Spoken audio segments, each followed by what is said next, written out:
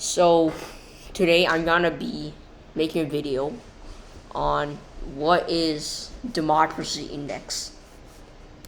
So I'm not going to slideshow mode. So what is democracy index? So most of you guys will not know this, but democracy index is the measure of political freedom in a country. There are many different kinds of measures. So there's different groups of people who do this kind of things. But the two that I picked and I like the most are the Economist Intelligence Unit and the VDEM Electoral Democracy Report. So this is the Economist Democracy Index.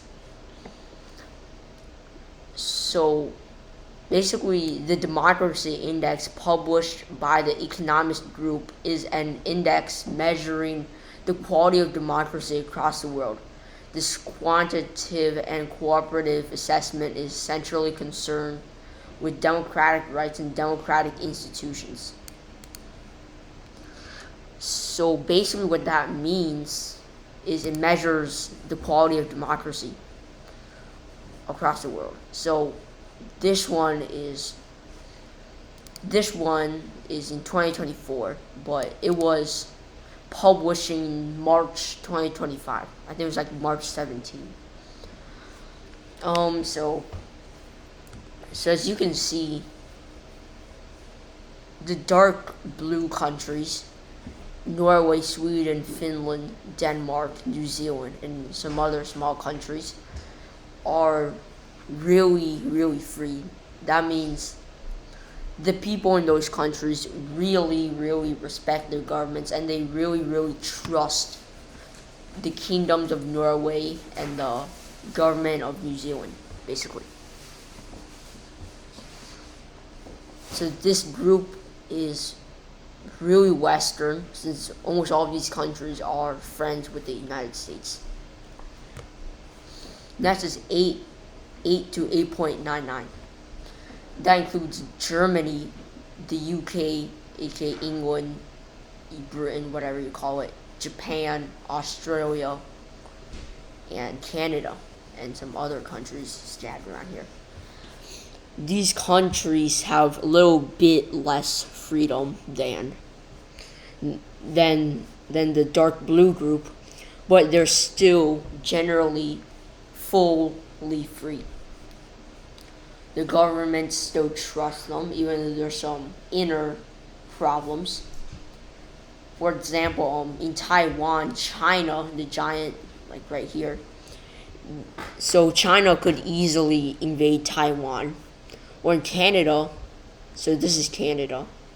There's a group of people in here called in Quebec, this state, they call it provinces.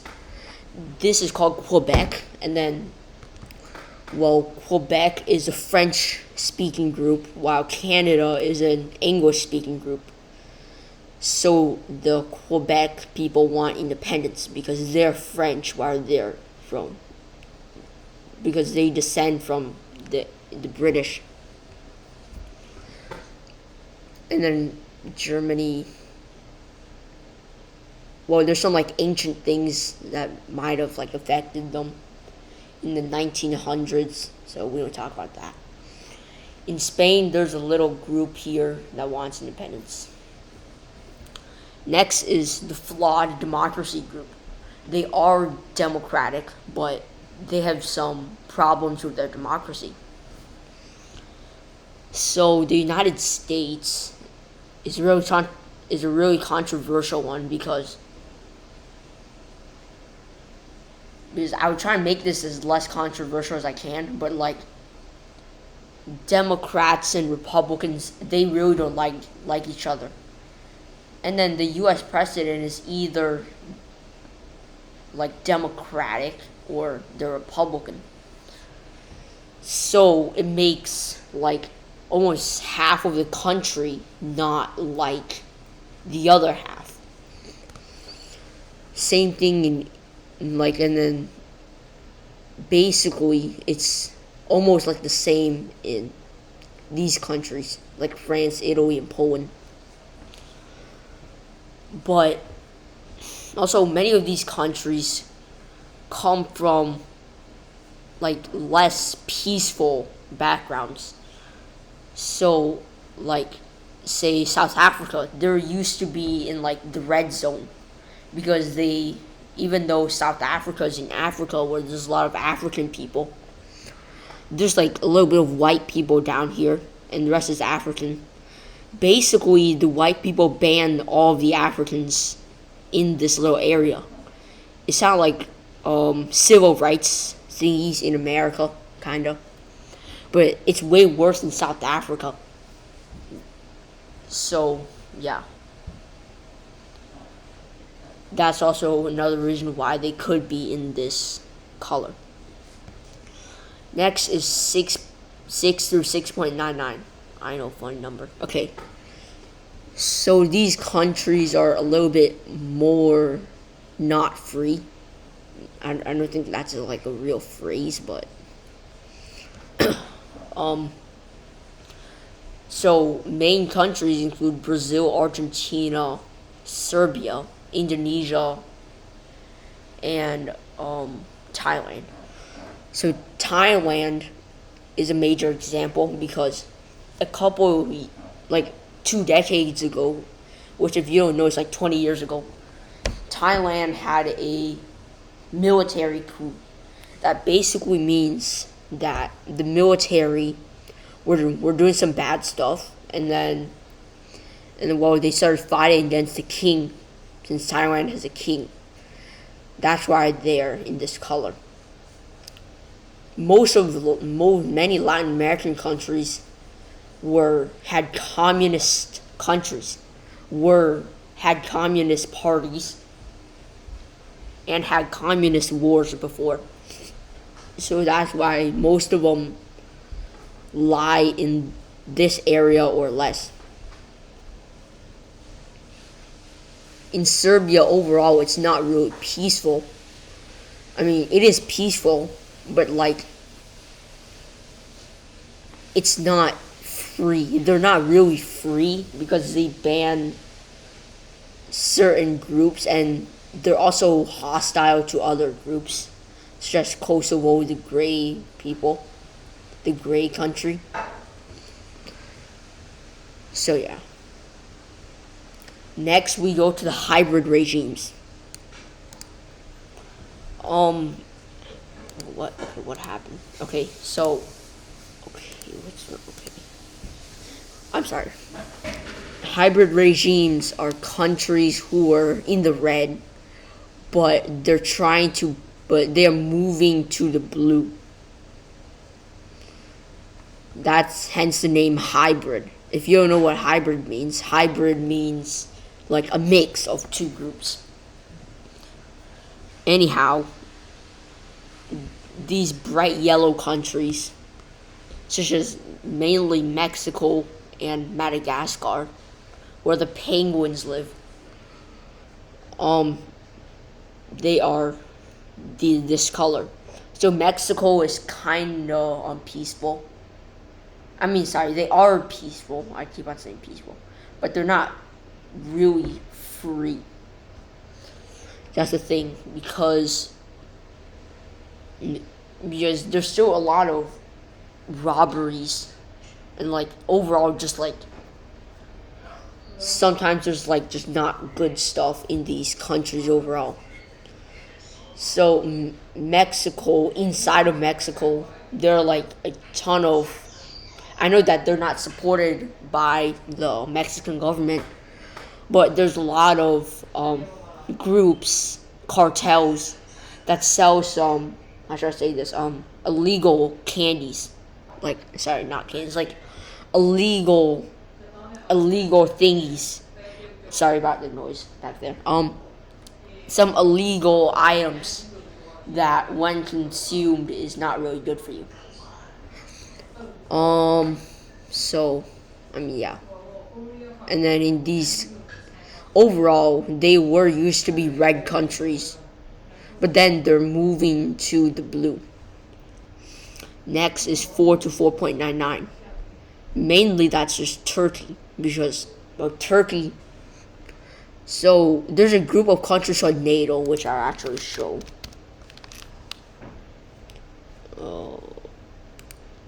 I know that Wikipedia isn't a viable source. Okay, so right here. So obviously US, America, and Canada is there. But so most European countries are part of NATO. Turkey is a special country. Really, really special. Because they aren't that free. They are closer to dictatorships than they are to democracies. Since they are the least democratic NATO member in the country. They are basically a dictatorship down there. So anyway. That's why they're colored like this. So just recently they were dictatorships. So I bet that was in during the Soviet era. But I don't think America really cared back then, because all they cared was about Russia. Okay, next is authoritarian regimes. Most people actually will know authoritarian by dictatorship. And a dictatorship is a really horrible form of government. It basically, to be a dictatorship, you have to have full control of the government and barely any political freedom. So 3.00 through 3.99. 3 to 3.99, sorry. These countries are the most free dictatorships, but they're not really free. Because in no time, I bet these orange countries like Kazakhstan, Mozambique, Algeria, these countries are gonna go into Turkey's color, I bet. Into Turkey, Ukraine, Mexico. Hybrid. Overall, there's nothing really special about these countries. It's just that they're okay they're not really okay, but they're better than Russia or China. Next is the most common type, 2 through 2.99. I call this civilian dictatorship. That basically means that they usually have a president in their country. And then basically that president is the one who controls the entire country. So obviously all the red countries in the Western Hemisphere, this side of the world, are civilian dictatorships. The main civilian dictatorships are Russia and China, which have a president. Now, Saudi Arabia, they're not a civilian dictatorship really, but they aren't free, but they're more freer than these dark red and black countries. And what I mean by black, I mean Afghanistan and Myanmar. So because Saudi Arabia and Cambodia is this one. They have kings. But they have limited freedom because, I'm gonna say something really controversial here, but I've noticed that most Islamic countries in the Middle East aren't really that free. Now, they are rich, but there's two reasons. Norway has a king, and England has a king. They're blue. But Syria and Iraq are having some rebels. The Islamic State of Iraq and Syria, they're terrorists. Terrorists have been attacking these countries, as well as some of these countries, for a long time. So that's why they're considered unfree. Mostly, Islam is a strict religion. And in a kingdom is already kind of strict because they can't vote. So Norway and in Norway and the UK, you can't vote for king, and the prime minister can't be voted by the people. I think they can only be voted by the assembly. After I check, who votes for UK prime minister? I feel like the people vote.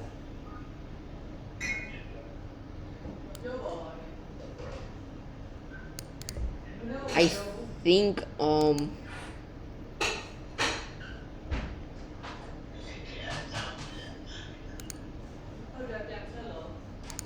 okay, I use this Gemini. Oh yeah, it's Veterans Day. Oh yeah, it's Veterans Day. That's right here. Sorry. The public does vote. Do the people of UK vote?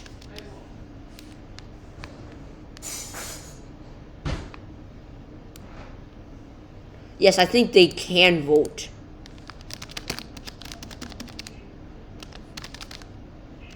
Prime minister's crazy.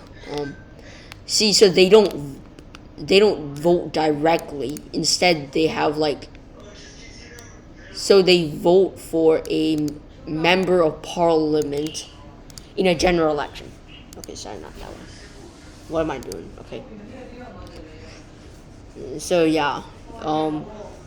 So anyway, Saudi Arabia, they can't really vote, and since they're Islamic, they're more strict than other countries.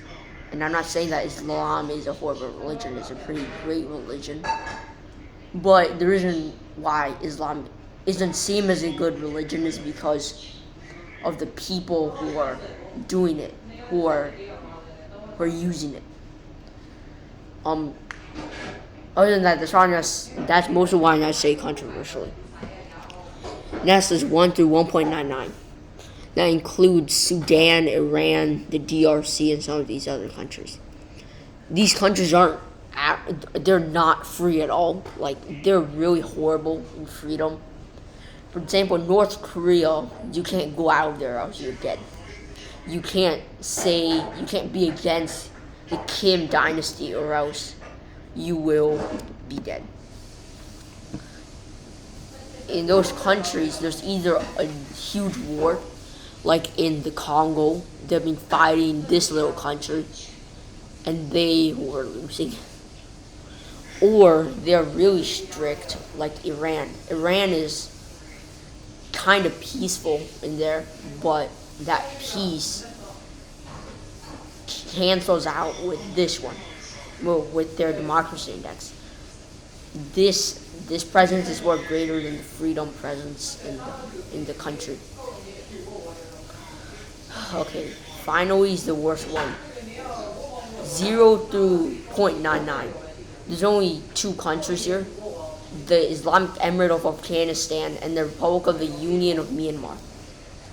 I have no clue how I know these, like their official names, but it's there. Believe me, you can go check it and I'll be right, I bet. So, in Myanmar, which I was born in, I barely live here.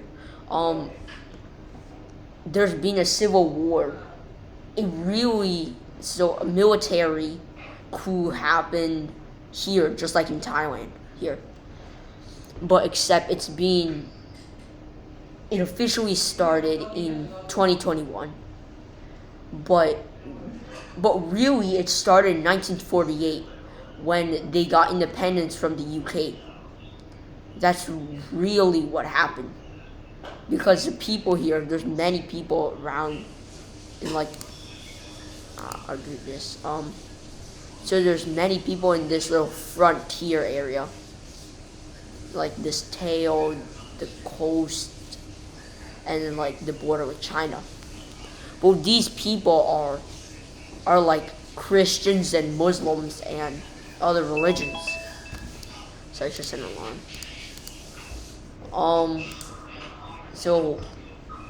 But in 1948, they passed a law saying that Buddhism, which is the religion of the people in the middle, will be the official religion of Myanmar.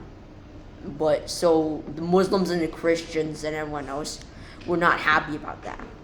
So there's been a lot of fights, and then that forced the Burmese government to do some really bad things to those people. Next is in Afghanistan, where a terrorist group basically took them over. And the terrorist group was the Taliban, did really bad things to the people in Afghanistan. So here is the map I made in map chart. This is really oversimplified.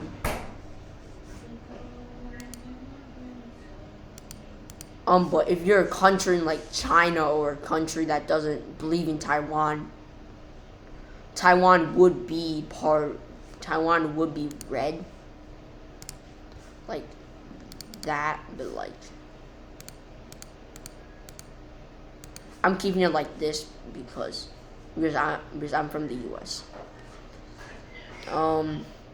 So yeah, it's basically what I said. Next is the second one is the V-Dem Electoral Democracy Report. This one it's basically the same. It has this group, this group, this group, and then the rest of these.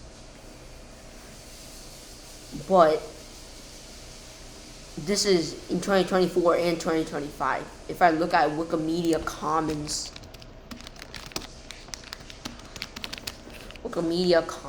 and then if I search up, I'm too young to fight.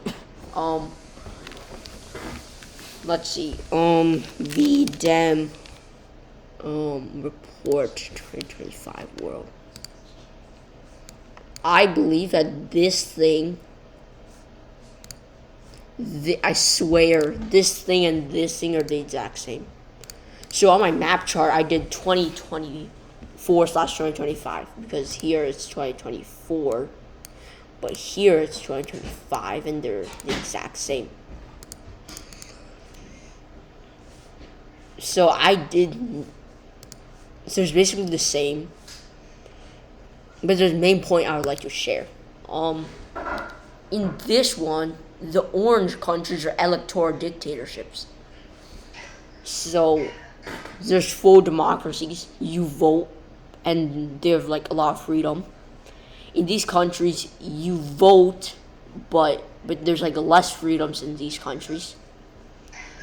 In the hybrid countries, it's like what I said. They have like a pretty balanced, but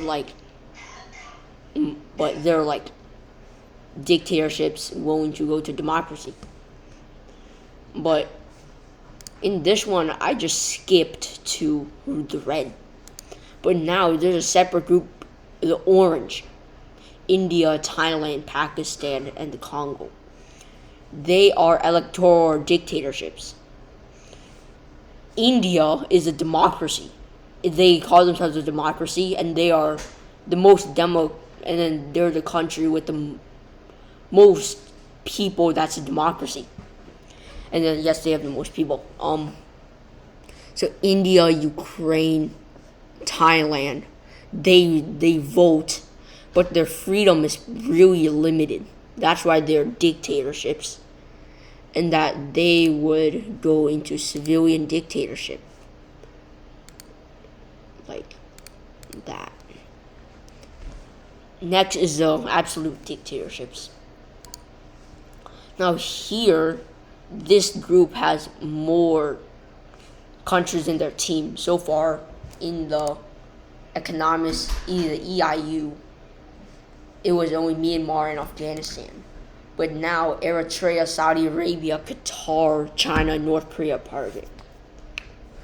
Which kind of makes sense because I'm going to make a China map. So far we finished this one and this one.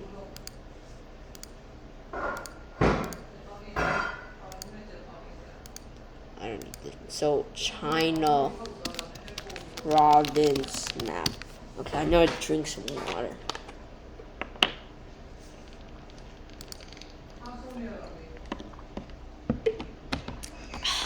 Okay. Let's just use this map.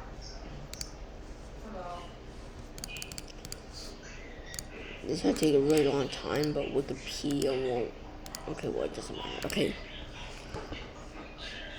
So there's a large group of people in this area. Called the Uyghur people. They are related to. They're Turkic people. That means people of Kazakhstan right here, and Kyrgyzstan right here, and some like native people here. That is who they're related to. But recently, China's goal is to get rid of these people right here. That's their ultimate goal. So recently, they're forced Uyghur women to stop having children. I won't get into detail because it's really graphic. I don't think I should be knowing this even, but I know it. And also, in each Uyghur household, they're now forced to have a Han Chinese person in their home as issued by the government, by the communist government. So basically, any person from these yellow countries, basically.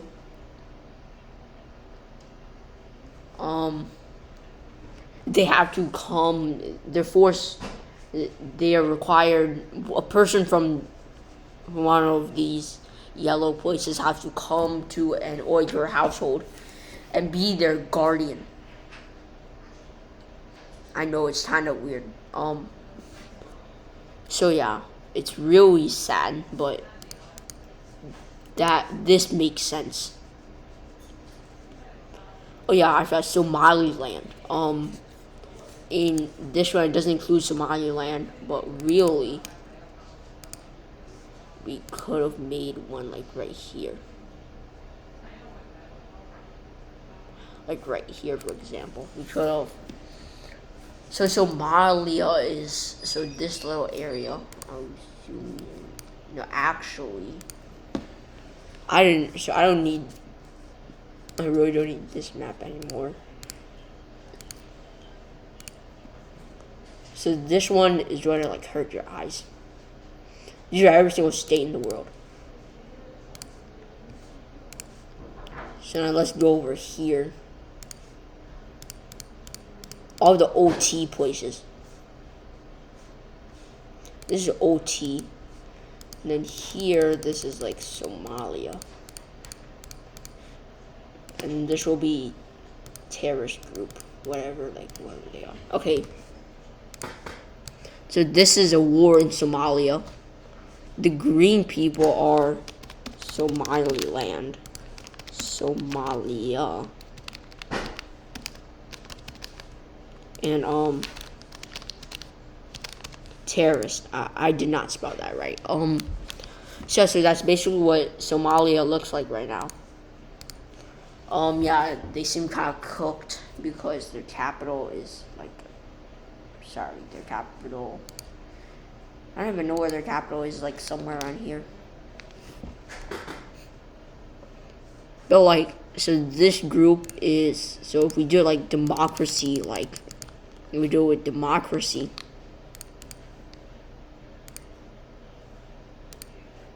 it would be like that. I don't know. Paint. If it's based on democracy, this is how it will look. This is dictator, and this is hybrid. So yeah, there you go.